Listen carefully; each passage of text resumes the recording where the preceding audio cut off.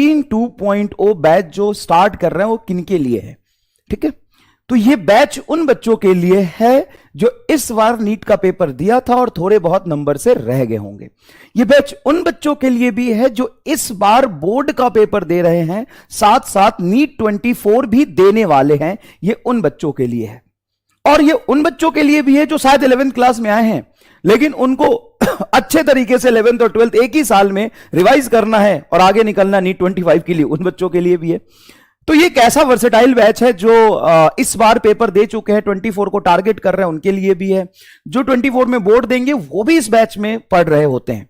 सबसे पहली बात, हम नीट 24 की तैयारी कर रहे हैं और नीट 23 हमने दिया था। अब बहुत सारे बच्चे परेशान है कि मेरा नहीं हुआ, मैंने बहुत मेहनत किया था, मैंने बहुत सेक्रीफाइस किया था सर, नोट्स भी बनाया था, सब कुछ किया था, लेकिन फिर भी मेरा सिलेक्शन नहीं हुआ। तो आपका सिलेक्शन नहीं होने के पीछे सिर्फ आप अकेले के जिम्मेदार नहीं हैं, सिर्फ आप अकेले के रिस्पॉन्सिबल नहीं। अगर आपका सिलेक्शन नहीं हुआ है तो बेटा ये एग्जाम ही ऐसा है जिसमें 21 लाख बच्चे फॉर्म भरते हैं और 10,000 ही सीट है। 20,000 ही मतलब पीछे के कॉलेजेस मिला के और कुछ प्राइवेट कॉलेजेस मिला के कितने 30,000 सीट है।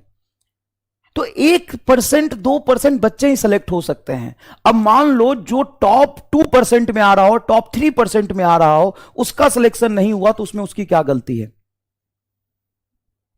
सीट इतने लिमिटेड है ना, इतना ज्यादा इंडिया में कंपटीशन है ना, ये भी कहीं ना कहीं रिस्पॉन्सिबल है। अगर आपका सिलेक्शन, अगर आपको इतना सेक्रीफाइस करने के बाद भी मेडिकल कॉलेज में एडमिशन नहीं मिल रहा है तो अगर आपके 580 नंबर आ रहे हैं, 590 नंबर आ रहे हैं, 550 आ रहे हैं, 520 आ रहे हैं, 540 आ रहे हैं, 560 आ रहे हैं, ये सारे जो नंबर है ना 550, 560, 570, ये किन बच्चों के आते हैं?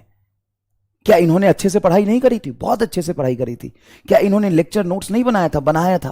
क्या इन्होंने टेस्ट नहीं दिया था? दिया था। टेस्ट का एनालिसिस भी किया था।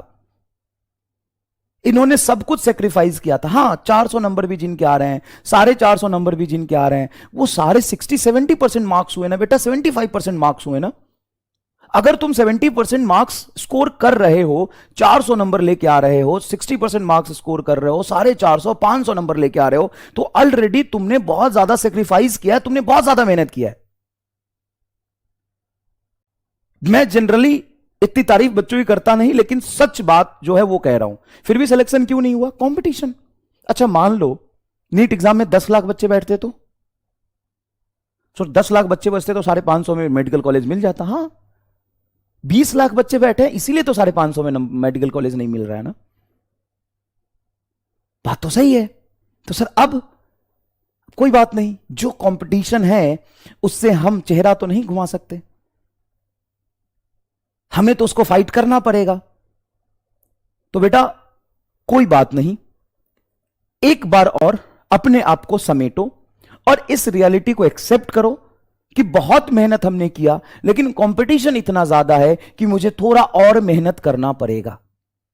बस थोड़ा और मेहनत करना पड़ेगा और तुम कर ले जाओगे। अगर तुम्हारे 400, 450, 500, 550 नंबर आ रहे हैं तो आप 650 ला सकते हो, 625, 680, 690 तक भी जा सकते हो। इतना सेक्रीफाइस करने के बाद भी अगर आपको मेडिकल कॉलेज नहीं मिला, बहुत मेहनत किया, बहुत संघर्ष किया, सारे लेक्चर देखे, सारे नोट्स बनाए, सारे टेस्ट दिए, बहुत मेहनत किया, लेकिन फिर भी मेडिकल कॉलेज नहीं मिला, एक साल ड्रॉप कर रहे हो, तो इस बार कसम खाओ कि भाई इस बार मैं ना सिर्फ सिलेक्शन के लिए नहीं, रैंक के लिए पढ़ूंगा। सिर्फ रैंक के लिए नहीं, टॉप 100 के लिए पढ़ूंगा, टॉप 500 के लिए पढ़ूंगा। जितना मैंने पिछले साल मेहनत किया था ना, उसका 2 गुना मेहनत करके सारा जो कमी हो सकता है सब कुछ पूरा करके मेडिकल कॉलेज में जाऊंगा। इतनी मेहनत करूंगा ना साहब, इतनी मेहनत करूंगा ना कि भगवान ने ना सोची होगी कि एक इंसान इतनी भी मेहनत, इतना संघर्ष कर सकता है, इतना पेन ले सकता है। बस बेटा ईमानदारी से कह रहा हूं, सिलेक्शन नहीं होने के पीछे सिर्फ तुम ही नहीं हो कारण, कंपटीशन भी एक कारण है। लेकिन फिर भी उस कंपटीशन को हमें ब्रेक करना पड़ेगा, हमें मेहनत करके उस कंपटीशन को फाइट करना ही पड़ेगा।